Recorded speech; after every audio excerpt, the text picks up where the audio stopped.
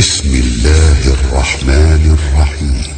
تبارك الذي بيده الملك وهو على كل شيء قدير،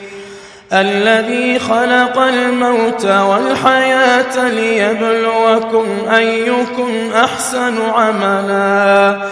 وهو العزيز الغفور، الذي خلق 7 سماوات طباقا ما ترى في خلق الرحمن من تفاوت فارجع البصر هل ترى من فطور ثم ارجع البصر كرتين ينقلب إليك البصر خاسئا وهو حسير، ولقد زينا السماء الدنيا بمصابيح وجعلناها رجوما للشياطين واعتدنا لهم عذاب السعير، وللذين كفروا بربهم عذاب جهنم وبئس المصير، إذا ألقوا فيها سمعوا لها شهيقا وهي تفور تكاد تميز من الغيظ، كلما ألقي فيها فوج سألهم خزنتها ألم يأتكم نذير، قالوا بلى قد جاءنا نذير فكذبنا وقلنا ما نزل الله من شيء إن أنتم إلا في ضلال كبير، وقالوا لو كنا نسمع أو نعقل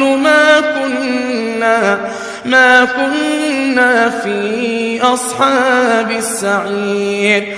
فاعترفوا بذنبهم فسحقا لأصحاب السعير،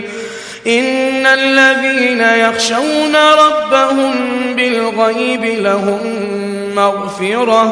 لهم مغفرة وأجر كبير، وأسروا قولكم أو اجهروا به إنه عليم بذات الصدور،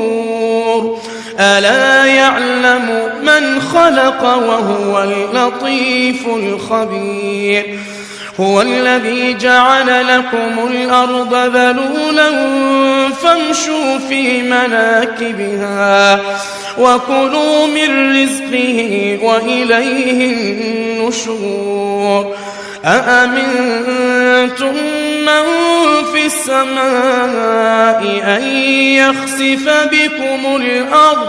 فإذا هي تمور، أم أمنتم من في السماء أن يرسل عليكم حاصبا فستعلمون كيف نذير، ولقد كذب الذين من قبلهم فكيف كان نكير، أولم يروا إلى الطير فوقهم صافات